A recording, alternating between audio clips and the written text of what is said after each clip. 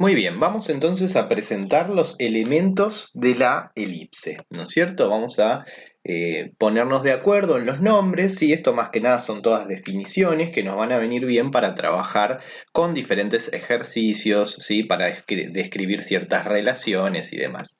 Muy bien, entonces tenemos presentada ahí la elipse, dibujada una elipse, y nosotros ya habíamos dicho, de acuerdo con la definición, que esos dos puntos que aparecen ahí, A y B, son los dos focos de la elipse a partir de los cuales se construyó. Fíjense que la elipse, los focos son como dos puntos fundamentales de la elipse. Si bien no son parte de la curva, ¿sí? Son elementos importantes de la elipse porque a partir de ellos se construyen los demás puntos. Una vez que están elegidos los focos, ¿sí? Los demás puntos, los puntos en realidad de la elipse, van a quedar determinados por la constante esa que se da, que va a ser la suma de las distancias de un punto de la elipse A y del punto de la elipse AB. Muy bien. Vamos a mirar ahora, ¿sí? Que si nosotros tomamos un punto C de la elipse, ¿sí? Los dos segmentos que forman CA y CB se llaman radiovectores. Como sabemos, la suma de estos dos radiovectores de un mismo punto, por supuesto, si variamos el punto, va a ser siempre la misma. Entonces, de acuerdo con la definición, estas dos sumas va a ser la misma, y esa constante que tenemos generalmente la simbolizamos 2A. ¿Sí? Es decir, que 2A va a ser el valor de la suma de estas dos distancias. Además, si nosotros consideramos el segmento que une los focos, el segmento AB en este caso, ¿sí? Su medida se llama la distancia focal y generalmente la simbolizamos como 2C. Vamos a ver que hay una relación entre A y C, ¿sí? Más adelante, cuando hagamos la verificación de esto, ¿sí? Si trazamos la recta que pasa por los focos, esa recta se llama eje focal, ¿sí? Y si consideramos la mediatriz del eje focal, que es la que está marcada acá en azul, se llama el eje imaginario o el eje normal de la elipse. Muy bien, vamos a considerar ahora lo siguiente, el siguiente dibujo, ¿sí? Si nosotros trazamos el eje focal, que es el que vemos acá en este caso, ¿no es cierto? Y hacemos la intersección entre el eje focal y la elipse, me da dos puntos, D y E, que son los que aparecen acá en violeta, ¿sí? Que se llaman vértices, se llaman dos vértices de la elipse. Esos vértices determinan un segmento llamado diámetro mayor, ¿sí? Y vamos a ver que el diámetro mayor coincide, ¿sí? Con 2A. ¿Por qué coincide con 2A? Fíjense que si yo tomo la distancia desde E hasta B y luego tomo la distancia desde E hasta A, ¿sí? ¿Qué pasa? Este pedacito de acá se compensa con este pedacito de acá, con lo cual toda esta distancia es lo mismo que la suma de las distancias de E a B y de E a A. Pero como es un punto de la elipse, ¿sí? Claramente EB más EA tendría que ser igual a 2A. Entonces, compensando esto que se está repitiendo por acá, tenemos que la distancia entre los dos vértices D y E también coincide con 2A, que era la constante que habíamos definido, que habíamos tomado para definir la elipse. Además, si nosotros tomamos el eje normal y hacemos la intersección, ¿sí? con la elipse, nos va a dar dos puntos que también son vértices G y H, ¿sí? Y esos dos vértices también determinan un segmento cuya medida, ¿sí? La llamamos 2B y se va a llamar diámetro menor. Vamos a ver en breve cuál es la relación justamente que existe entre A, B y C. Recuerden que 2A es el diámetro mayor, con lo cual A va a ser el semidiámetro mayor. 2B dijimos que es el diámetro menor, por lo tanto B va a ser el semidiámetro menor. Y finalmente C, ¿sí? Que es el que habíamos dicho anteriormente, ¿sí? Representa la semidistancia focal, ya que 2C es la medida del segmento que une los dos focos. Muy bien, luego tenemos algunos otros elementos, yo esto lo voy a marcar para la elipse, son elementos menores, no tan importantes, pero está bueno que los tengamos en cuenta, que los conozcamos en el caso de que de repente aparezcan en algún ejercicio, ¿sí? tenemos unos cuantos elementos a tener en cuenta acá, ¿sí? Si nosotros tomamos la intersección entre el eje focal y el eje normal, es decir, estos dos, esto se llama el centro de la elipse.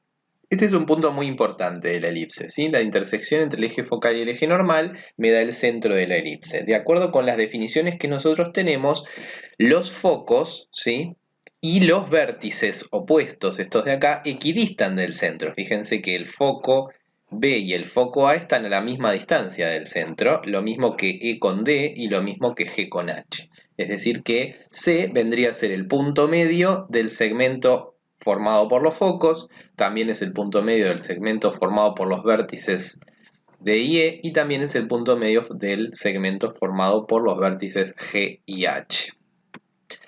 Cualquier segmento que une dos puntos de la elipse se llama cuerda. En este caso yo la marqué con naranja, una cuerda podría ser FM, tomando un punto F de la elipse y un M de la elipse, esto es una cuerda. Toda cuerda que pasa por un foco se llama cuerda focal. Por ejemplo, FO es una cuerda, ¿sí?, porque une dos puntos de la elipse, pero además pasa por un foco, por lo tanto es una cuerda focal. Toda cuerda que pasa por el centro se llama diámetro. Por ejemplo, FL, ¿no es cierto?, es un diámetro, ¿sí?, ya que es una cuerda que pasa por el centro de la elipse. Finalmente tenemos que toda cuerda focal perpendicular al eje focal se llama lado recto. Cuerda focal, recordemos que era una cuerda que pasaba por algún foco, pero además si tiene la particularidad de ser perpendicular al eje focal se llama lado recto, es decir que JI, por ejemplo, en este caso es un lado recto. Bueno, estos entonces son los elementos quizás secundarios de la elipse, ¿no es cierto? Los elementos más importantes, por supuesto, son el centro, los focos, por supuesto los focos porque me dan la definición, y los cuatro vértices. Generalmente con eso podemos de alguna manera determinar muy bien la elipse. Bueno, vamos a mirar ahora una relación justamente que les había comentado que existe entre las medidas o entre los valores A, B y C para que podamos establecer algunas relaciones para resolver algunos ejercicios. Volviendo nuevamente al dibujo de la elipse, ¿sí?, lo que voy a hacer es retirar los dos segmentos que habíamos marcado. Vamos a quitarlos porque vamos a mirar la siguiente relación que aparece en la elipse. Lo primero que voy a hacer es trazar justamente el eje focal, ¿sí? Vamos a trazar el eje focal, que es el eje que pasa obviamente por los dos focos, y vamos a trazar también el eje normal, ¿sí?, para lo cual necesitamos conocer el centro, ¿sí? Así que vamos a trazar el punto medio, ¿sí?, entre los focos, y ahí vamos a tener el centro. El D va a ser el centro, ¿no es cierto? Muy bien, si nosotros trazamos ahora el eje normal, que va a ser una recta perpendicular al eje focal y que pasa por D, vamos a correr un poquitito este punto, que es el que me define de alguna manera la elipse, ¿sí? Y recordemos que D es el centro, ¿sí? Lo que vamos a hacer es lo siguiente, vamos a tomar la intersección entre la elipse y el eje normal, que me va a dar, por supuesto, dos vértices.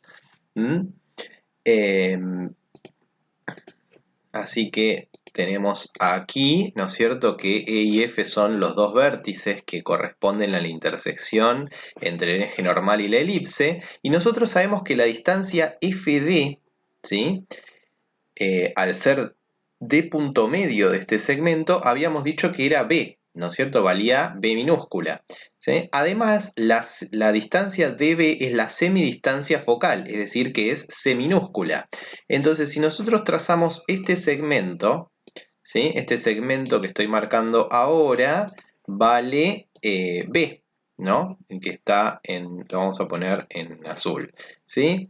Y este otro segmento que trazamos desde el centro hasta el foco, ¿no es cierto?, también vale C. Ahora, estos dos segmentos, de acuerdo con la definición de eje focal y de eje normal, son segmentos perpendiculares. Se me fue el color. Vamos a ponerle nuevamente el color azul para que se distinga. Muy bien. Son ejes, son segmentos perpendiculares, ¿sí? Con lo cual, si nosotros unimos F con B, si nosotros unimos esta medida F con B, ¿sí? Esta medida F con B que estoy marcando acá va a cumplir, por supuesto, la relación pitagórica, ¿sí? Ahora, fijémonos lo siguiente. Esta medida F con B, ¿no es cierto?, es igual a ¿cuánto? Bueno, obviamente es igual a la raíz cuadrada de b cuadrado más c cuadrado. O mejor dicho, esta medida al cuadrado es b cuadrado más c cuadrado. Ahora, ¿quién es esta medida? Si nosotros trazamos, además de considerar f con b, vamos a considerar f con a, ¿sí? Lo que tenemos acá es que los dos segmentos que marqué recién, los dos segmentos que están en rojo, ¿sí?, corresponden a cada uno de los segmentos de un punto de la elipse, que sería F, ¿no es cierto?, con los focos, con lo cual este segmento de acá más este segmento de acá es igual a 2A. Ahora, fijémonos lo siguiente.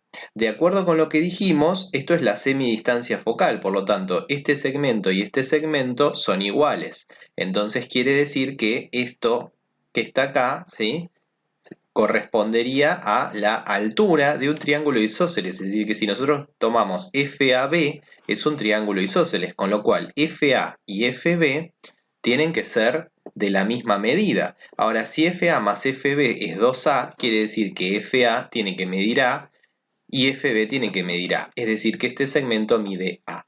De acá es que sale la relación pitagórica de la elipse, en la que me dice que a cuadrado es igual a b cuadrado más c cuadrado. Es decir, me está diciendo que el semidiámetro mayor elevado al cuadrado, ¿sí?, es igual a la suma de los cuadrados del semidiámetro menor y la semidistancia focal. Esta relación es muy importante, ¿sí?, a la hora de establecer ciertas relaciones entre la elipse, porque me permite por ejemplo, el semidiámetro mayor y el semidiámetro menor, me permite conocer la semidistancia focal. De la misma manera con el diámetro mayor y el diámetro menor. Si yo conozco la distancia focal y el diámetro mayor, voy a poder calcular el diámetro menor, y así sucesivamente. Por otro lado, vamos a dar una última definición, ¿sí?, que corresponde a la excentricidad, ¿sí?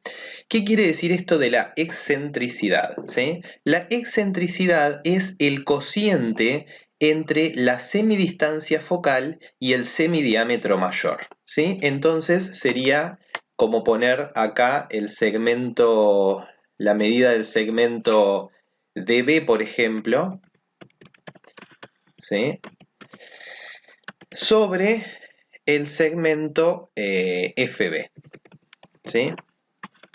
Recordemos entonces que la excentricidad, ¿sí?, es la medida de ahí está. La medida entre, el cociente entre la semidistancia focal y el semidiámetro mayor, es decir, C sobre A.